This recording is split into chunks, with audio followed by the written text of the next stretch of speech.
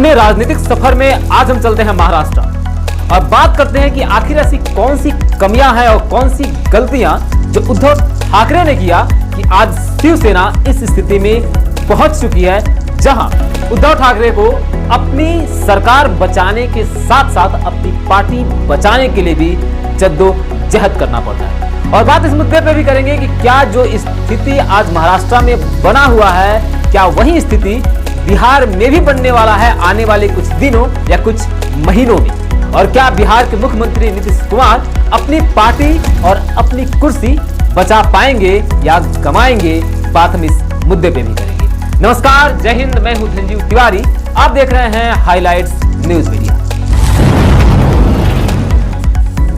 कहावतें बहुत हैं, कहां से शुरू किया जाए। मेरा उतरता हुआ पानी देखकर मेरे किनारे पर घर मत बना लेना, समंदर हूं लौटकर फिर आऊंगा। यहां से शुरू किया जाए या शुरू यहां से किया जाए कि आज मेरा घर टूटा है, कल तुम्हारा घमंड टूटेगा, या शुरू करने का सही समय ओ हो जब कहा जाए I am very very mad Hindu. ये बातें मैं नहीं कह रहा हूं, ये बातें कहते थे शिवसेना के संस्थापक बाला साहब ठाकरे।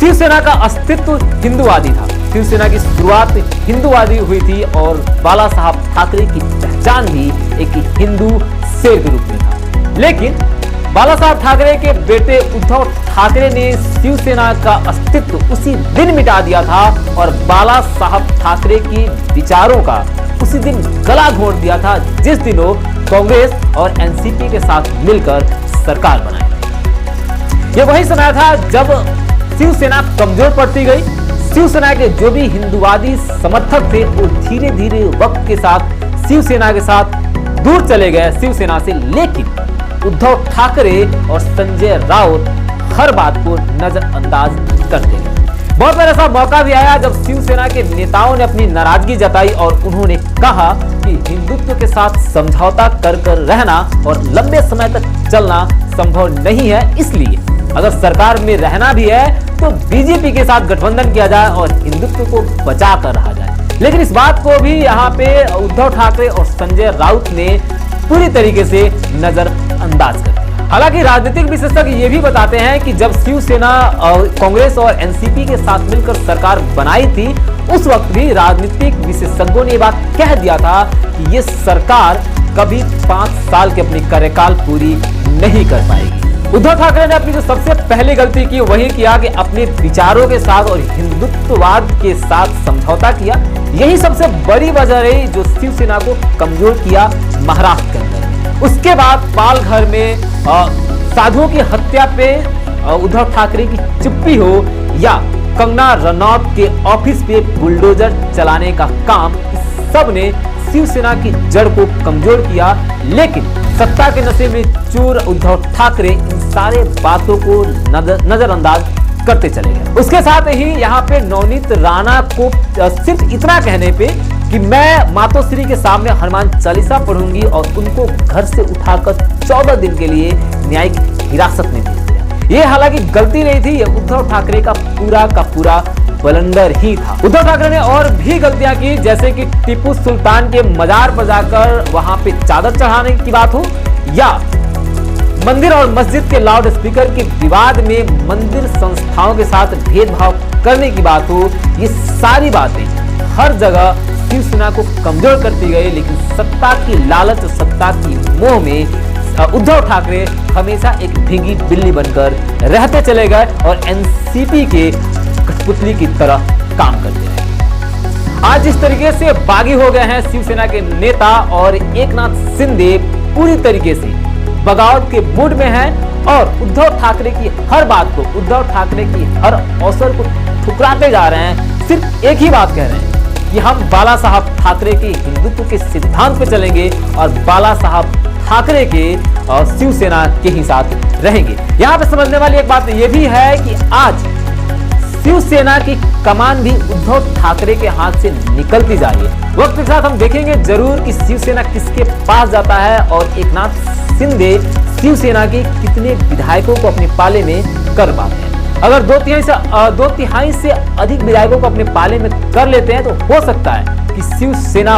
पार्टी पे पूरी की पूरी दावेदारी एकनाथ शिंदे की हो जाएगी। और ये दिख भी रहा है क्योंकि उद्धव ठाकरे और संजय राउत आज शिवसेना को बचाने के लिए एकनाथ शिंदे के सामने गिड़गिड़ा रहे हैं, एक से बढ़कर एक अवसर दे रहे हैं, लेकिन एकनाथ शिंदे उद्धव ठाकरे की एक भी सुनने को तैयार नहीं है।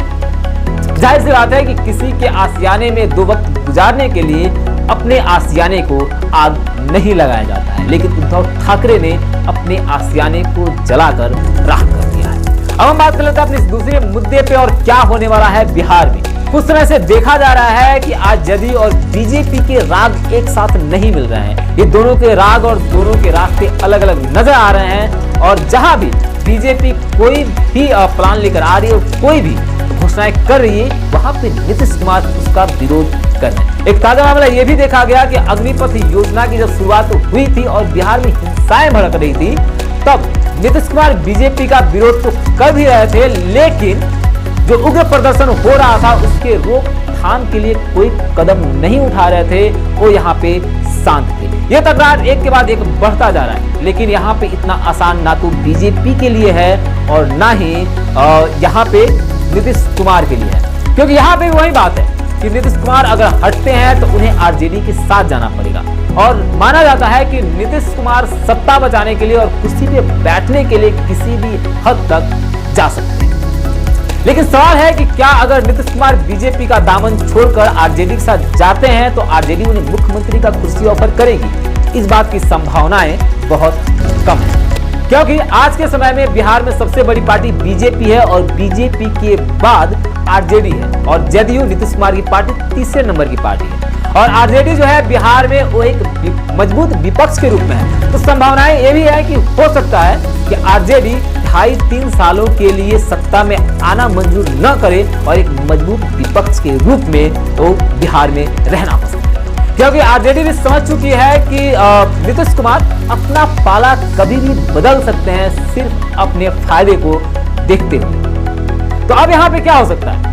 यहाँ पे बिहार में नीतीश कुमार की पार्टी जदयू में विभीषण कौन हो सकता है जो वहां पे जदयू के विधायकों को तोड़कर बीजेपी में शामिल होगा और बीजेपी सरकार बनाएगी। नहीं तो अगर ऐसा नहीं होता है तो फिर यहाँ पे विधानसभा भंग करना पड़ेगा। ये वक्त की बात है, देखते हैं कितने दिन या कितने महीने लगते हैं। आप फिलहाल नजर बनाए रखिए, मेरे चैनल को सब्सक्राइब कीजिए, वीडियो को लाइक कीजिए और वीडियो को शेयर भी कीजिए, ताकि आपको देश दुनिया की खबरें और राजनीतिक मुद्दों की परिचय हमेशा मिलता रहे। नमस्कार।